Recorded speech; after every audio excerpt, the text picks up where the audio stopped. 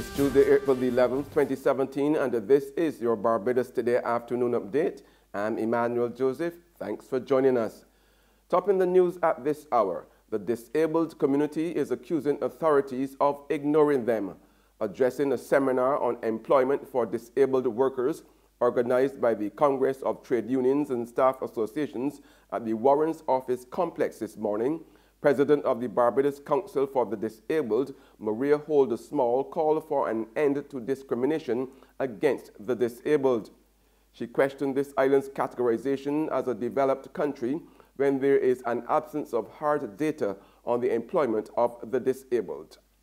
It is critical that we create the necessary awareness, and this must be backed by the Prevention of Discrimination Bill, which is currently only on draft.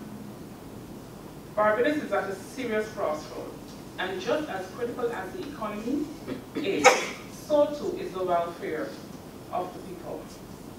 The ultimate resource in economic development is its people, all of its people.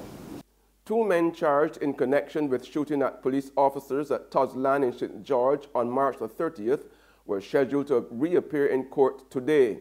They are 36-year-old Nicholas Brathwaite of Lothers Hill, Christchurch, and 20-year-old Torian Holligan of Pooland, St. John.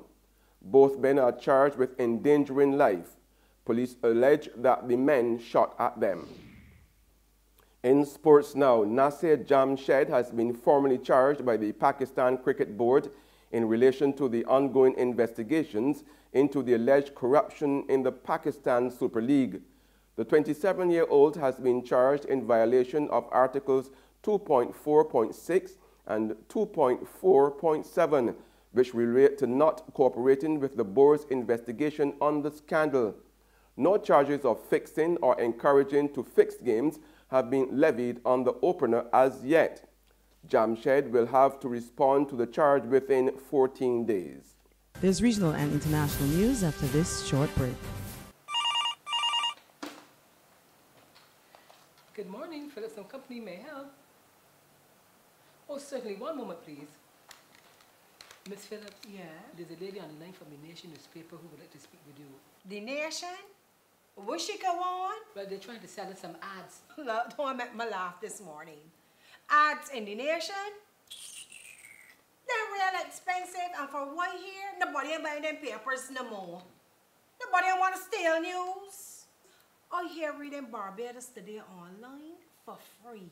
So I tell she thanks for calling, but no thanks. We just advertising Barbados Today, families. Tell she is Barbados Today all the way. Okay, I'll pass on the message. Ma'am, are you still there? Oh, she put down. The Barbados Today, news you can trust. We're back with news from the region now. No money, no place to call home. A family of 10 is now facing the streets as they have no means of paying rent or even obtaining basic necessities. They are now pleading for help. The innocence of a child who does not yet understand the harsh reality of life. Her smile belying the fact that at any moment she and her family could be out on the street. These people could put us out here any minute because we're not allowed to be, we're not supposed to be on this premises. Claudette Bassoon and her 3 children, along with her sister Vina and her 3 children, are illegally occupying a residence in Aruka. All of them now need to find somewhere to go. But there's one major problem. Everywhere is rent. 3,000, 4,000, 2,500 is what they're calling for rent. And we're not working to simulate this amount of finance. Ms. Bassoon has been unemployed for the last 3 years. She is diabetic and the condition has taken a severe toll on her body.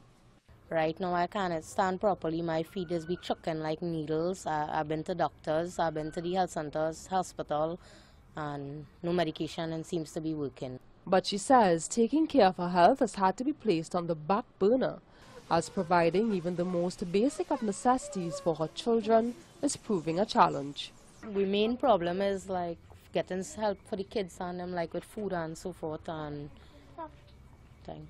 I'm looking for any type of assistance, which is like clothing, food stuff, financially, any type of assistance in this point of time. In more regional news, the Guyana government will be reviewing its value-added tax measures on private school tuition fees at its cabinet meeting today.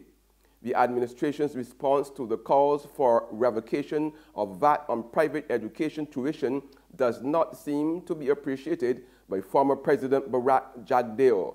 Royden James reports.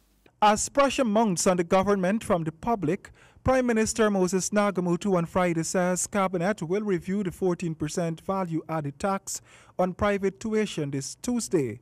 The Prime Minister, along with Minister Cathy Hughes and Rupert Rupnarine, met with owners and operators of private educational institutions, accompanied by students, parents and other stakeholders at the National Cultural Center. And I want to let you know that this has not been a popular tax. This has created unease, it has created pains, it has created stress. And a good government must always re-evaluate its decision. Mr. Nagamutu said that Finance Minister Winston Jordan was not the person who decided that VAT should be added on private tuition fees, but it had been a decision taken by the entire cabinet.